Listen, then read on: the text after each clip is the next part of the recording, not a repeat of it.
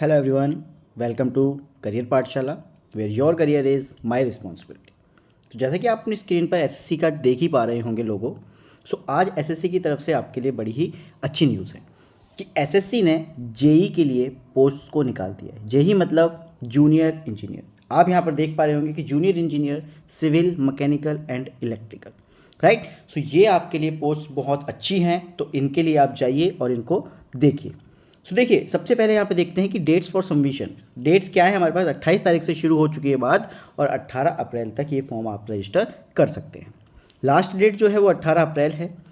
फ़ायदे की बात ये है कि मोस्टली एग्जाम्स में क्या होता है कि जिस दिन लास्ट डेट होती है उसी दिन पेमेंट का भी होता है, लेकिन यहाँ पे इन्होंने एक दिन इनको फालतू दिया है कि जिससे आप एक दिन बाद भी फीस सबमिट कर सकें। किसी वजह से अगर आपकी नहीं हो पाती तो आप 19 तक उसको पे कर सकते हैं, रात को 11 बजे तक। तो ये इन्होंने डेडलाइन यहाँ पर दी है, तो इसको ध्यान रखें।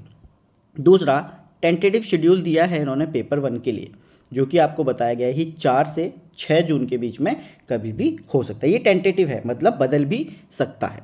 पेपर 2 के लिए अभी कोई डेट नहीं है, क्योंकि पेपर 1 हो जाएगा, उसके बाद वो पेपर 2 के बारे में कुछ भी नोटिस आपको देंगे।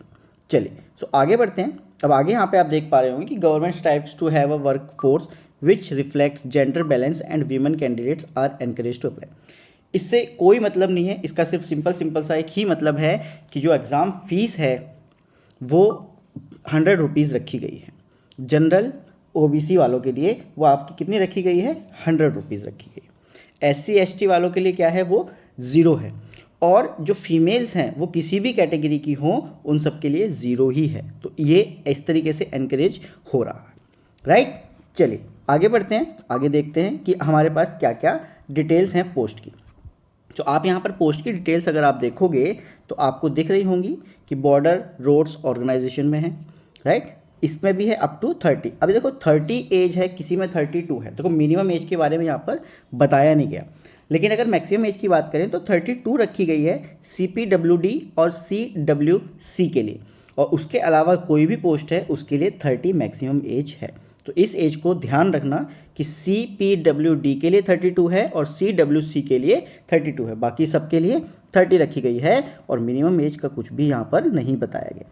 इस चीज़ को ध्यान रखना, ठीक है। तो आप यहाँ पर अपना पॉज करके देख सकते हो कि क्या क्या यहाँ पर थी, ठीक है।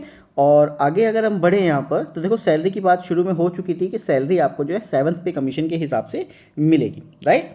अब यहाँ पे आप देख सकते हैं नेम ऑफ डिपार्टमेंट की कहाँ पे कितनी पोस्ट हैं, या फिर आपके एससी कोटे में कितनी हैं, एसटी ओबीसी, हर कैटेगरी के वाइज यहाँ पर आपको बताया गया है कि कितनी कितनी पोस्ट यहाँ पर आपको दी गई हैं, राइट। सो डिसेबिलिटी है तो वो अलग है। और देखो अगर एज रिलैक्सेशन की बात करें तो एज रिलैक्सेशन एज़ पर जो भी चलता है हमारा यहाँ पर रूल, उसके हिसाब से आपको रिलैक्सेशन मिलेगा ही मिलेगा, राइट।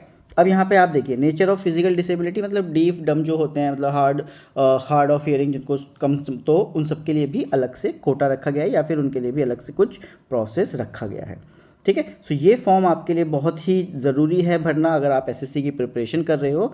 और यहाँ पे आप देख सकते हो एज रिलैक्सेशन जो मैंने अभी डिस्कस किया आपके साथ कि एज़ पर रूल आपको रिलैक्सेशन मिलते हैं। तो एससी एसटी में 5 साल का है, ओबीसी में 3 साल का है, और भी आप पढ़ सकते हैं यहाँ पे कि किस कैटेगरी में आपको कितना मौका मिलता है, कि कितना रिलैक्सेशन आपके पास है यहाँ पे, राइट। सो ये आपका फॉर्म है, इसको जाइए भरिए, बहुत अच्छा फॉर्म है।